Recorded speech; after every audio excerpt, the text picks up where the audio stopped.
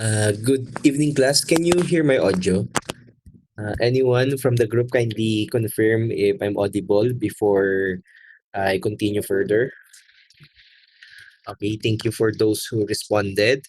So, again, um, to your class representative, kindly monitor na lang if you have a classmate of yours who are not present during the meeting and update me if there are some.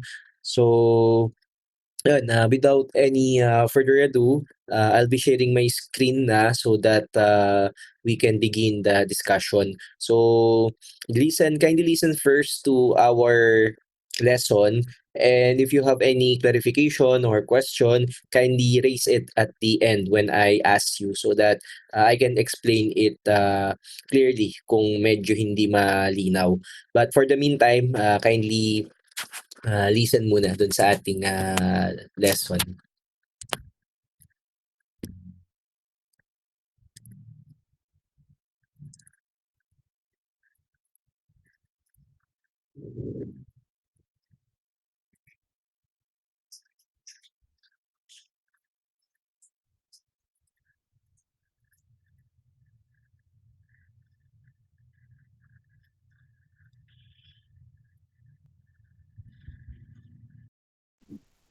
Okay, good day, class. So for today's lesson, we are going to talk about the radiation energy transfer.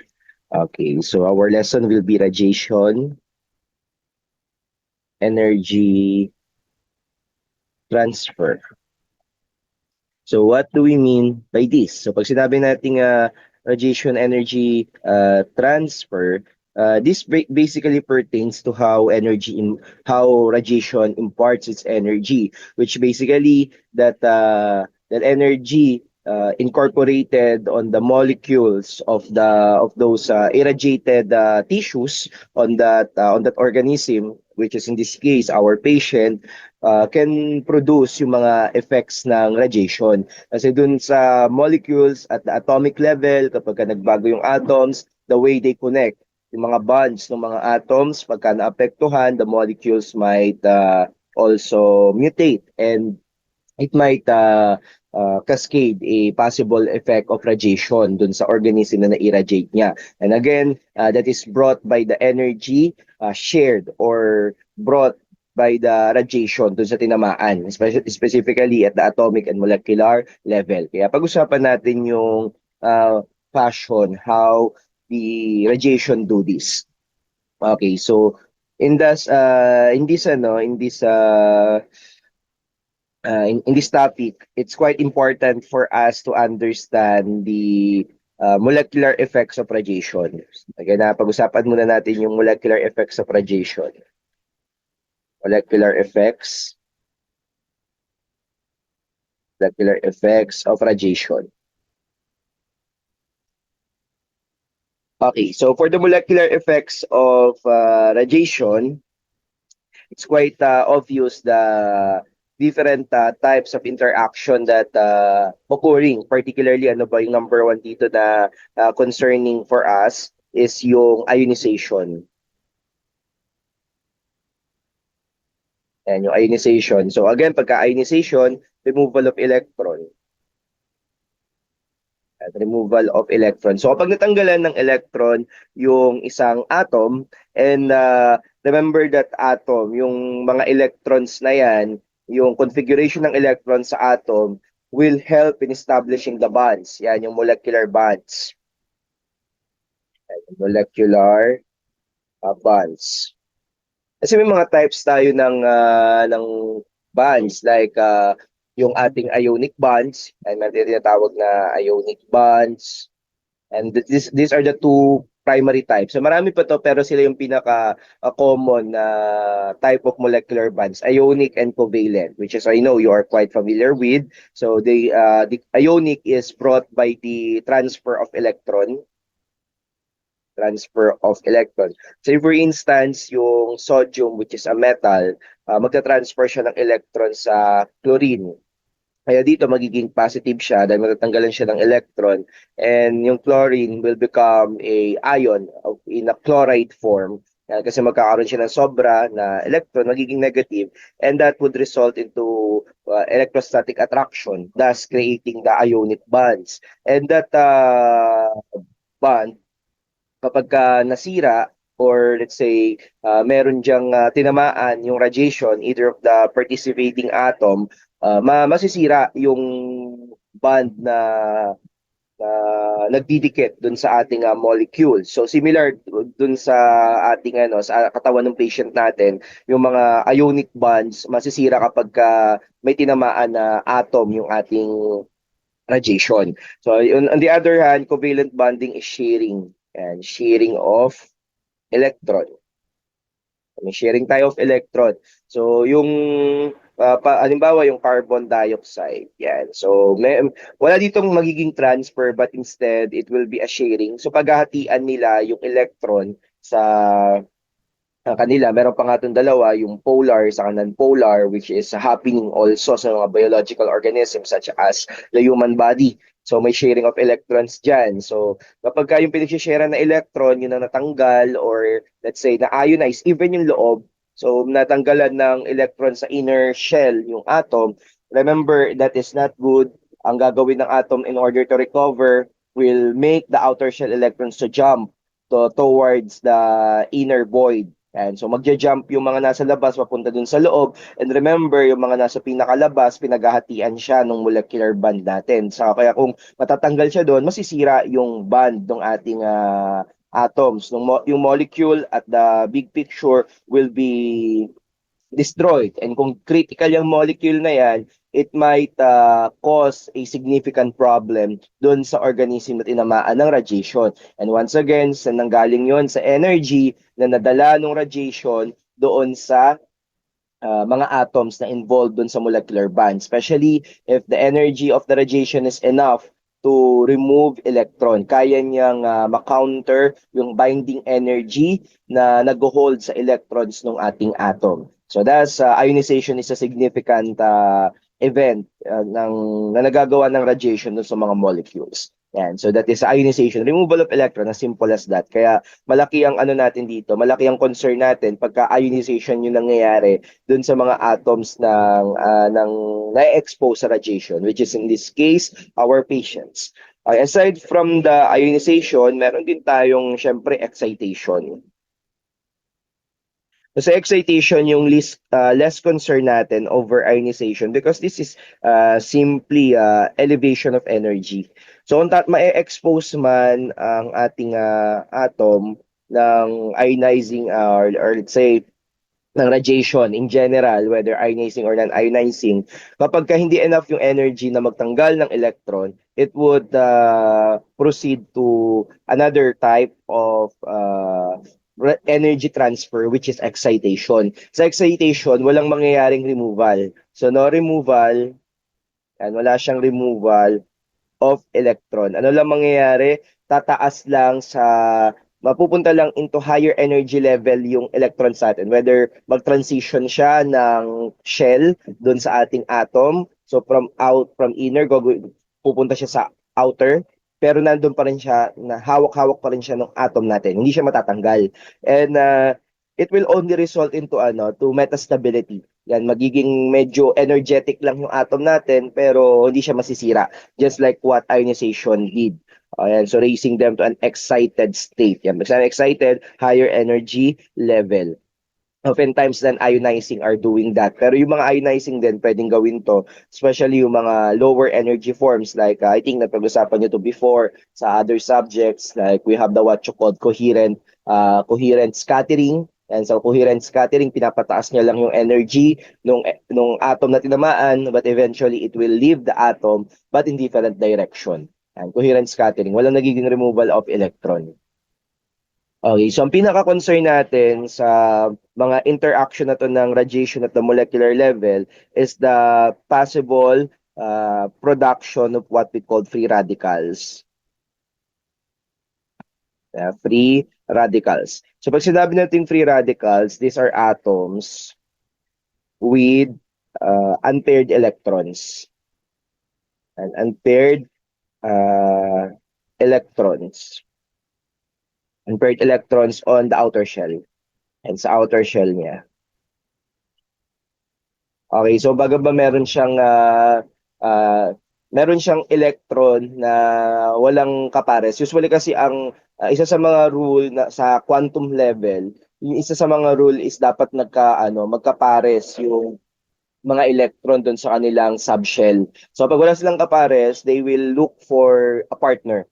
So and that kapag nalapit sila sa mga atoms na wala ring kapares yung nasa outer shell nila, kukuhanin nila yon. And ang problem is, kapag etong mga atoms na to ay part ng sensitive molecule within the cell, it will be a problem doon sa interior ng cell natin. So lalo na kung yan ay highly critical molecule, let's say for instance, yung DNA molecule.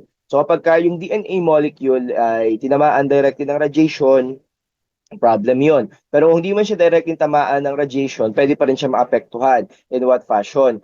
Say for instance, tumama yung radiation sa non-nuclear area or in the cytoplasmic area of the cell, yung mga atoms na tamaan niya doon can produce free radicals. At yung free radicals, pwede mag-travel and it can interact. Mag-interact siya sa mga atoms ng mga critical molecules such as the DNA and mapoproduce niya yung damage. Okay, so yun, that's what we call free radicals. Atoms with unpaired electrons. Okay, so they are quietly reactive. Yan, so highly reactive sila. Na mapanira yan sa cells ang free radicals na pwede rin yan magawa ng interaction or yung energy na may impart na radiation dun sa ating molecules. Okay, so pag-usapan natin yung Okay, so pag-usapan natin yung mga types ng effect. Okay, so we have two primary types. So two types of and the two types of radiation effects or the two types of radiation interaction sa mga molecules. So the first type is the direct and the second one is the indirect. So anong pinagkaiba ng dalawang ito? So pag-usapan natin. So unahin muna natin yung direct effect. Okay, tatandaan nyo lang kapag direct effect ang pinag-uusapan, tumama yung radiation. So radiation, heat. Yan, heat the critical molecule. The critical molecule.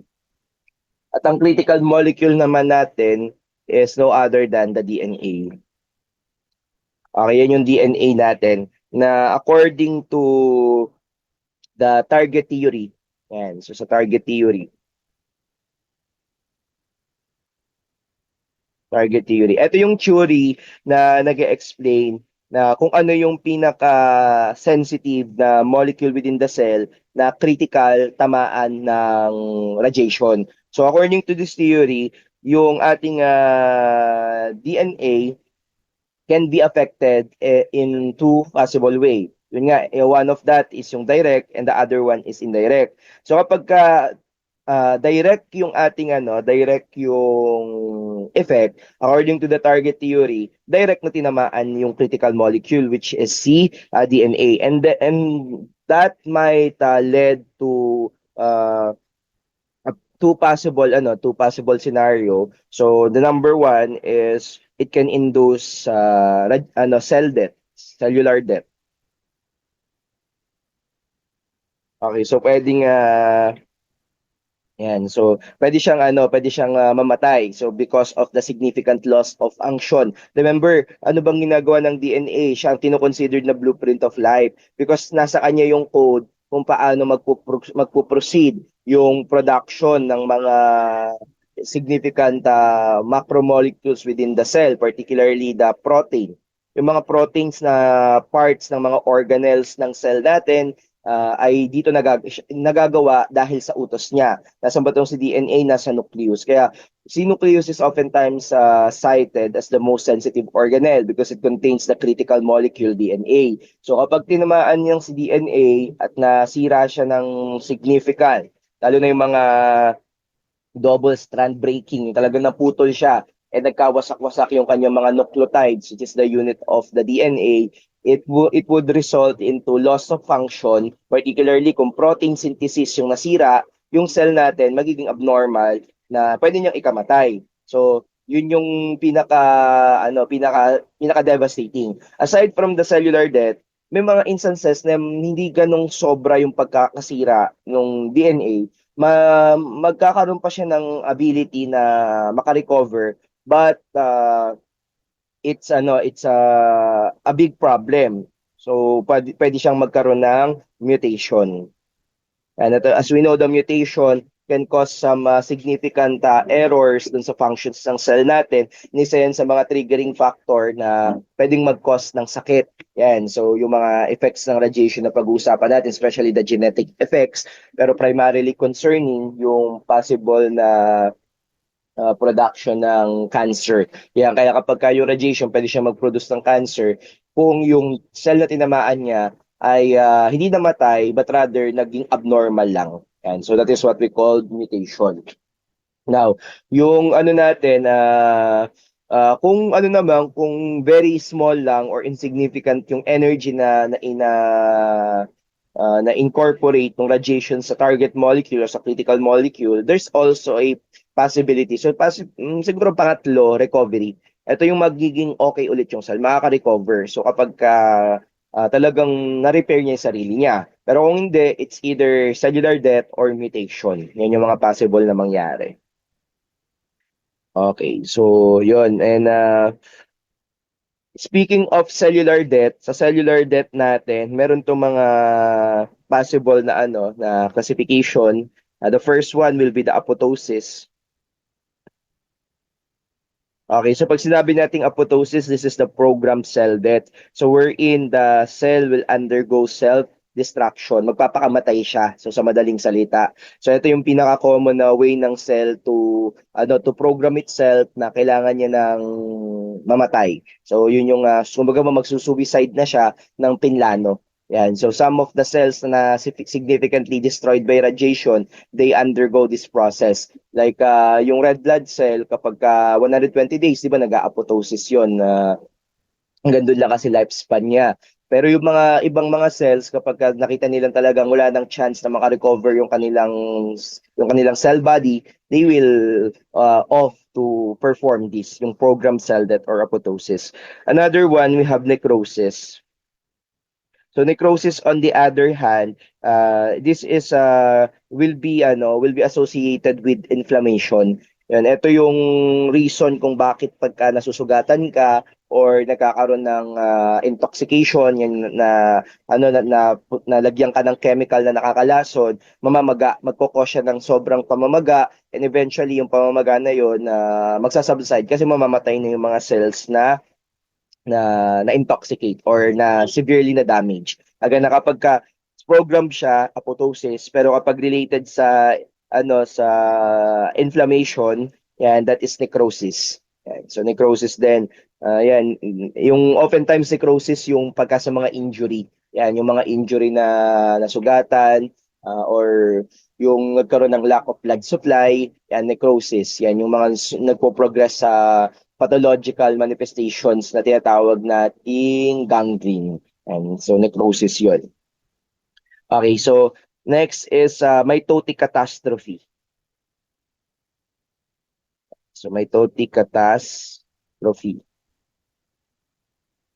Okay, so sa mitotic catastrophe, yung cell nag-attempt siya mag-divide but because of destroyed DNA, it would undergo cell death kasi hindi siya makapag-divide. So, pinipilit niyang mag-divide pero hindi na nga siya makapag-divide.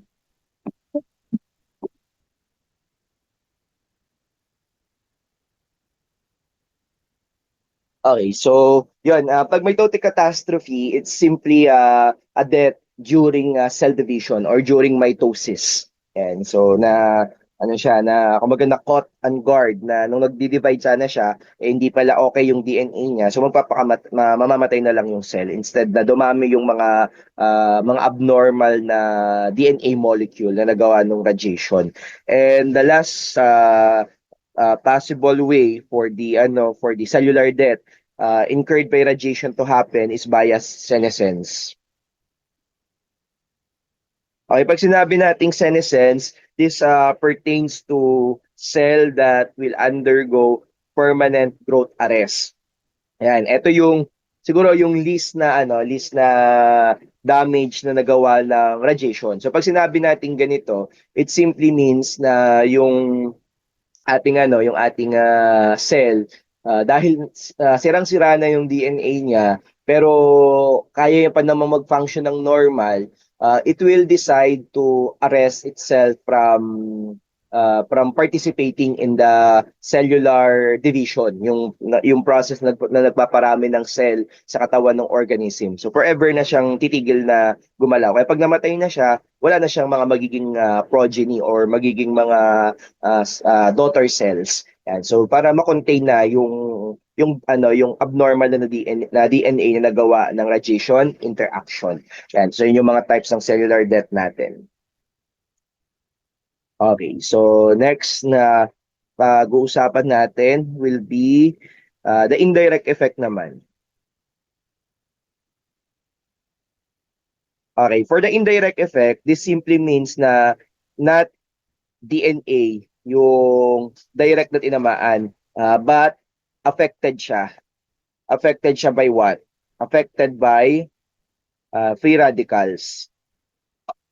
Yung mga reactive oxygen species na nagawa ng pagtama ng radiation doon sa mga molecules na nasa cytoplasm. So ang pinakamalaki kasing region ng cell is the cytoplasm. And as we know, around 70 to 80%. Yan, around 70 to 80% ng cytoplasm is water, is H2O. The majority of the time sa indirect effect, this is brought by the break-off of water pag tinatamaan siya ng radiation. Mag-i-split kasi ito into hydronium ion, tapos magiging hydroxide ion, tapos magre-react yung dalawang yan, forming yung mga yung mga hydroxide, yan, or yung mga high yung mga yung superoxide, or basically yung mga toxic substances na nakikreate or byproduct ng pag-break ng water pag tinamaan siya ng radiation. And yun yung mga pwede mag-travel and they can eventually go as a form of free radical to ano to the nucleus. So grabbing some electron or distorting the electronic configuration of the DNA molecule within the nucleus. So kaya magiging abnormal yung DNA. Pero hindi na si radiation yung direktang gumawa nun. But instead, yung mga byproducts ng nagawang reaction nung radiation sa water. By the way, ang tawag natin sa pag-break off ng water para mag-create ng mga free radicals, yan, yung mga free radicals na reactive. Saka yung mga toxic substances like hydrogen peroxide is what we call radiolysis of water. And when you said radiolysis, this basically pertains to the break off of the hydrogen bond of the water due to the energy produced by or energy incorporated by radiation, by the incoming radiation. So tumama yung radiation, na hati niya, na split niya yung mga atoms na nagko-constitute ng molecules ng water, and resulting nga into toxic substances and highly reactive species like free radicals na dangerous for the DNA, which is the critical molecule as stated by the target theory. And so yun yung mga nila. So commonly yung mga natin, yung mga radicals, may tatlong common na radicals diyan, or poisonous substances, mga dangerous substance na nakikreate ng ng radiolysis of water. And one of the mentioned here is yung ating yung hydrogen peroxide. Yan, so they can cause oxidative stress. Pag sinabing oxidative, mangunguha, mga agaw ng mga agaw ng electron sa atom. And remember, pag natatanggalan ng electron, that could cause abnormality. Yan, abnormality dun sa molecular bonds. Yan, yung hydroxide, yan nga, na-mention na rin dito, yung hydroxy free radicals, yan, yung hydroxyl free radicals. Yan, so may sobrang electrons yan that can cause radiation-induced damage. The majority of the time, siya yung pinaka-cause ng, ng radiation-induced damage by indirect effect. Yung hydroxyl radicals. Yan, hydroxyl radicals. Pwede rin yung mga hydrated electrons. Yan, yung hydrated electrons. Yan, hydrated electrons. Yung hydrated electrons naman, they oftentimes alter biomolecules like yung proteins, yung mga free proteins, yung mga ribosomic proteins, and yung mga enzymes sa loob ng cell. Yan, pwede silang maapektuhan ng hydrated electrons. Okay, so now let's talk about the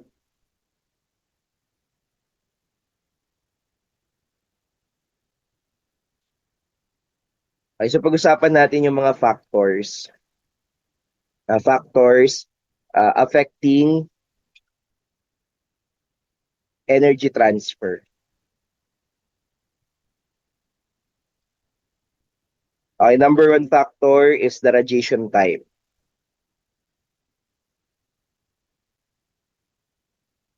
Okay, so yung mga yung mga radiation, may mga types yan depending upon the energy they are carried. So especially when we talk about yung LET. Pag sinabi nating LET, linear energy transfer. And linear energy transfer. Okay, so etong LET or linear energy transfer, kapag mas mataas to sa radiation, they oftentimes can can give more energy dun sa mga tinatamaan nilang tissues or molecules. So dahil sa mapaminsala or mas malakas manira yung mga radiation na may mataas na lead. At ang best example nga nito yung alpha particles. Okay, so kapag mataas yung lead, they are the highly ionizing. Ang alpha particles nga lang, I think na-mention ko to sa inyo before, it is quite safe outside the body. Why? Kasi the having a higher lead can result into lower penetration. So dahil sobrang lakas niyang maglabas ng energy, hindi na siya masyadong makatagos doon pa sa mas malalim na tissue depth ng katawan natin. And remember, outside the body, the outermost layer of the epidermis of the skin, particularly the stratum corneum, is composed of dead skin cells. So, dun pa lang sa patay na mga cells ng balat, hindi na siya makatagos. So, ay hindi siya significant na problem pag outside. But once na mapasok siya accidentally, whether inhalation, contamination of water you drink, or food or sinadya like na-inject sa'yo, it will be a big problem kasi sisirain niya talaga having the advantage of already inside the body and yung mga buhay na mga cell na yung kanyang in contact, i-ionize niya yun ng sobra-sobra, having a higher LET or what we call linear energy transfer. Pag sinabi kasi nating LET or linear energy transfer, this is the amount of energy and amount na energy na naita-transfer, energy transferred by radiation as it travel dun sa kanyang medium.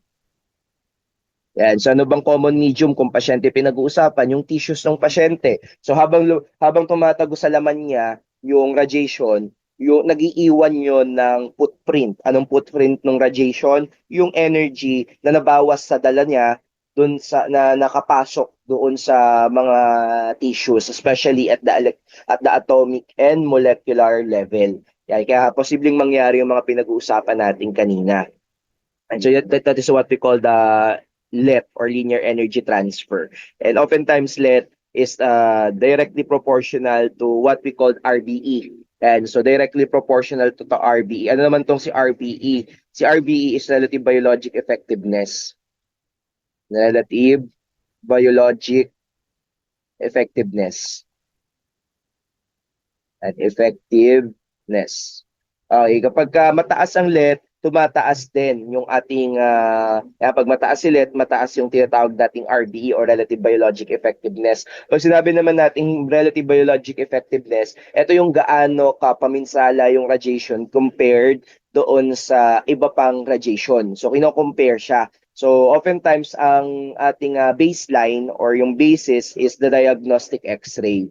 Ayan, yung diagnostic X-ray natin. Ang diagnostic X-ray kasi, ang relative biologic effectiveness niya is 1. Ayan, so wala namang unit yan, basta gaano lang siya kapaminsala, 1. So kapag ka mas mataas sa 1, so mas damaging sila or mas dangerous sila kaysa sa diagnostic X-ray na ginagamit natin, yung around 30 to 150 kV. Yan yung level kasi ng diagnostic X-ray. So, pagka mas mataas pa sa 1, mas dangerous. Pag mas mababa sa 1, mas less less concern when it comes to biologic effect. Yan. So, yun yung pinag-uusapan nating relative biologic effectiveness na directly proportional sa let. Kaya pag tumaas yung let, tataas din yung possible damage na ma-incur ng ating radiation dun sa mga tissues na tinamaan niya. Okay, so next one na na concern sa factors is the tissue density. And tissue density. So for tissue density, so the more denser or the denser rather, the denser the tissue, the higher the likelihood na makapag-absorb siya ng energy ng radiation. So the yung interaction kasi na tataas yung tinatawag nating photoelectric absorption.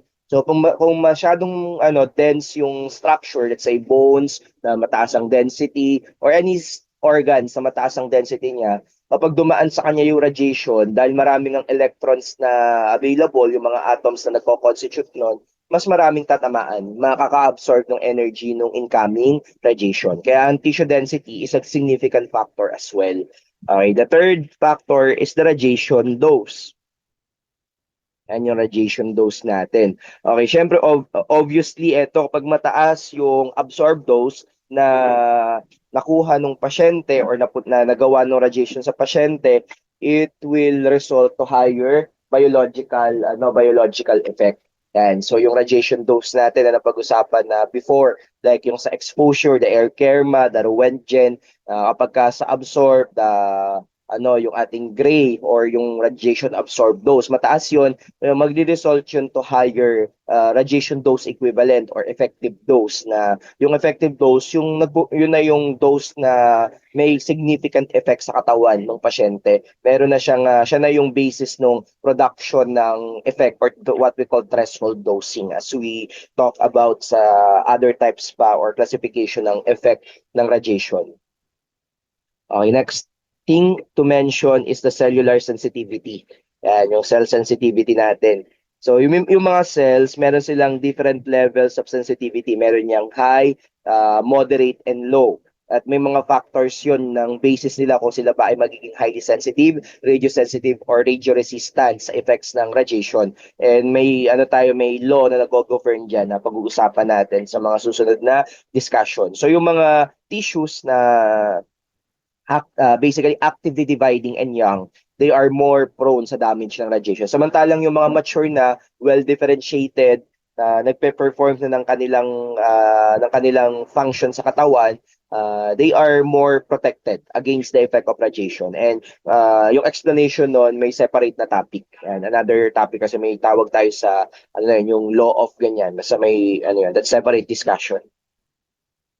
Okay, so yan, I forgot to mention pala. So next thing, aside from the cell sensitivity, so supposedly dapat mas una siya, yung time. And isa sa mga cardinal principles ng radiation protection, yung exposure time. Siyempre, mas matagal yung radiation na tumatama, mas madami yung energy na share niya sa mga na-irradiate na tissue. Yan. So, the lesser the time, the shorter exposure time, lesser possible damage ng radiation. Okay. Yan, that's ano. Okay, so pag-usapan lang natin yung some of the RBE. So some of the RBE ng ating ng ating radiation. And so yung relative biologic effectiveness, yung gaano sila ka paminsala sa natin sa may sa compared sa diagnostic X-ray. Okay, so for the RBE, so we have the diagnostic X-ray as the basis. So let's say diagnostic X-ray. Okay, so we have the diagnostic X-ray. Tapos yung diagnostic X-ray natin, let's say this is the LET. By the way, ang LET natin, ang unit niya is kilo electron volt per micrometer. So per micrometer of travel, yung kilo electron volts or yung lakas ng energy na naiwan niya dun sa thickness ng tissue. So that is LET. As ito naman yung corresponding RBE. So as mentioned kanina, one ang diagnostic X-ray, samantalang ang LET naman ng diagnostic X-ray is 3 kilo electron volt per micrometer. So diagnostic X-ray yan. So in some books, though we know it is 30 to 150, in some books they use 250 as the basis for the kilo electron volt of diagnostic X-ray or yung standard X-ray natin sa paggawa ng RBE. Pero again, ang range niyan 30 to 150. But for the sake of RBE, sinasagad nila hanggang 250 si diagnostic. And then going to medyo mas mababa ng konti, we have the 1 mega electron volt electron. So pwede rin yung electrons na nagka-travel. So they just need to travel fast and they can have ionizing effect. Yan. So kaya nga sa cancer treatment, as you have that subject, ginagamit din yung electrons. Yan, meron din siya kasing ionizing effect. So around 0.3 lang yung kanyang RLET and ang kanya namang RBE is 0.9 yung electrons.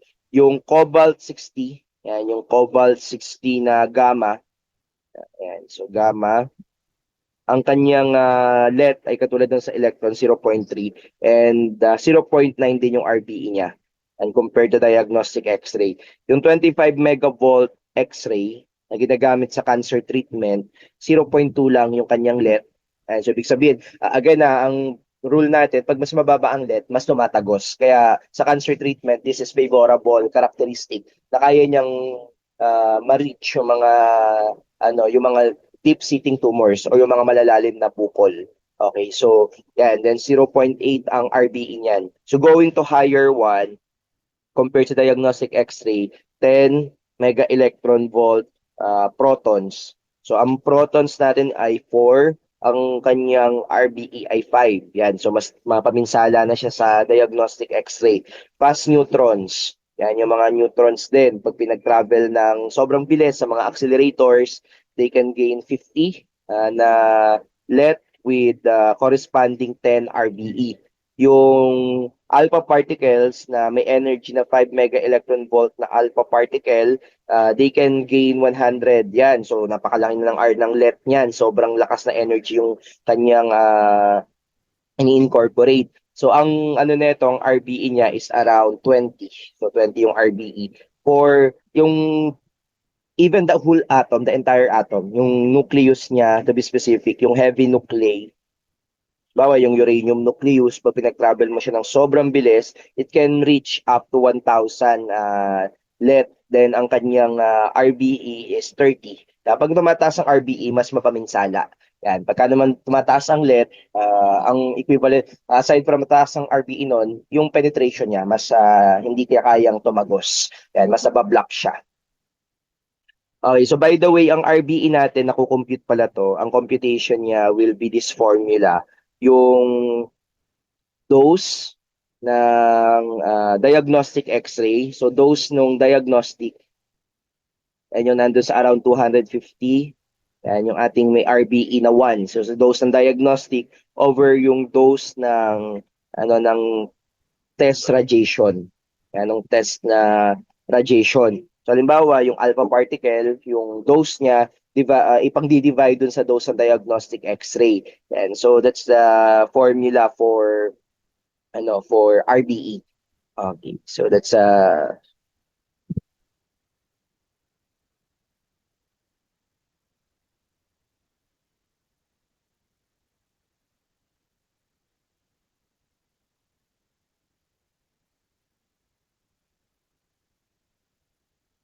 okay. So yun, those are the RBE natin. Wait, ano pala to? Baliktad. So, baliktad siya. I-correct lang natin kung mabura.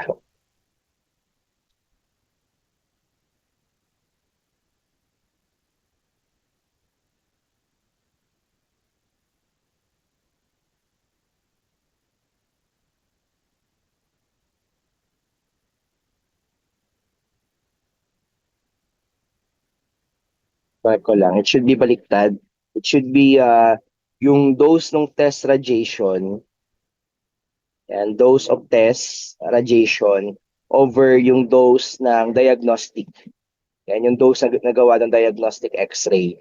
Yan. So yun yung pag-compute ng radiobiologic effectiveness.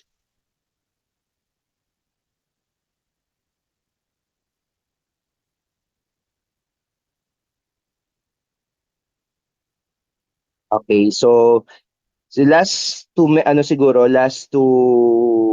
mention na connected din sa tatlo as a part of the physical factors affecting the effects of radiation is the OER.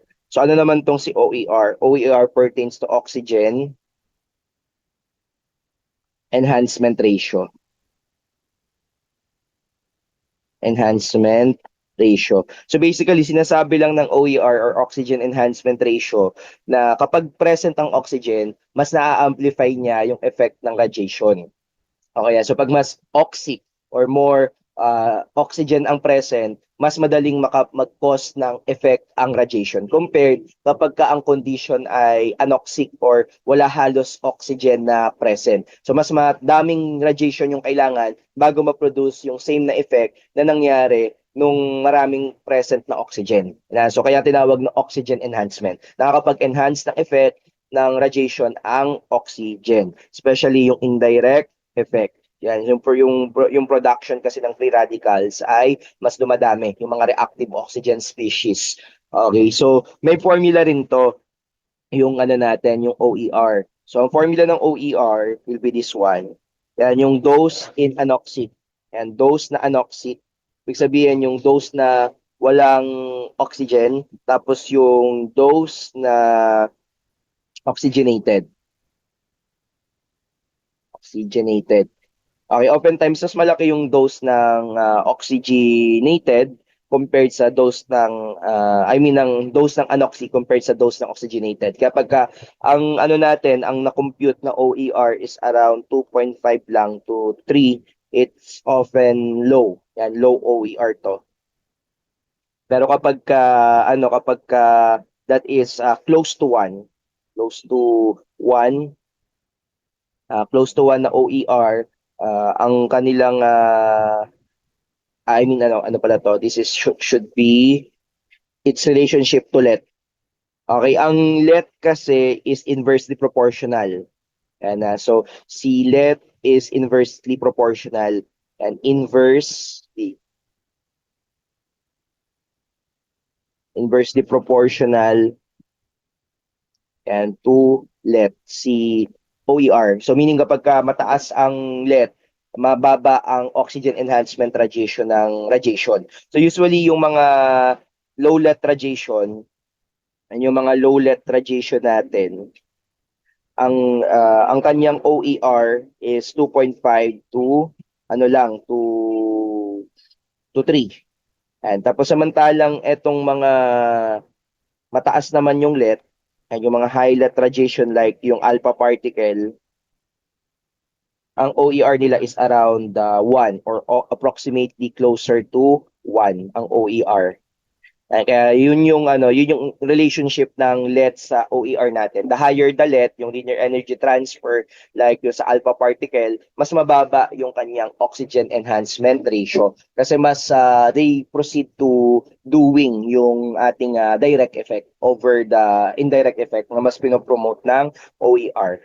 Okay, so hanggang dito muna tayo sa ating discussion, and we will further elaborate this one as we apply them sa mga specific na effects ng radiation na pag-uusapan natin sa next chapters.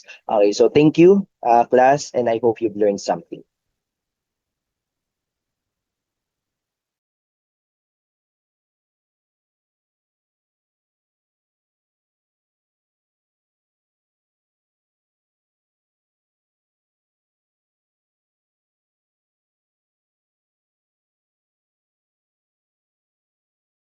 Okay, class, do you have any question or clarification regarding our topic that was discussed?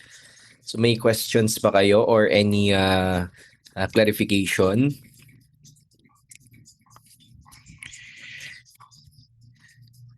Okay, so if there's none, I'll be giving you the time so that you can take your rest na, and kindly standby na lang sa ating group chat for my possible further announcement, and probably I'll be posting sa ano. With regards to that, yung kay Miss Viray, so I've already, I think I've answered that before, but to to clarify once more, si Miss Tobali pala. So Miss Tobali naman yung nagtanong. So in behalf of Miss Tobali, Miss Viray question. So I've already clarified, but once again, that will be the discussion that was conducted today. So basically, yung naging discussion natin for this week. So kung ano yung naging topic, you need to apply that. Kung paano nyo nakikita ang significant siya in your future practice. Like in what specific scenarios you can see na it will be useful. Your knowledge about this one will contribute in a positive way in your practice as a radiologic technologist, as a professional. So that's basically what my question is all about. So kung ano yung topic natin na ginawa ngayong week, yun yung gagawan nyo. Or whatever you can basta I can see kung ano man yung you can establish the relevance. Yun naman yun yung gusto kong ma-construct. So apply it in a more practical way. Okay, so yan. Any more clarification?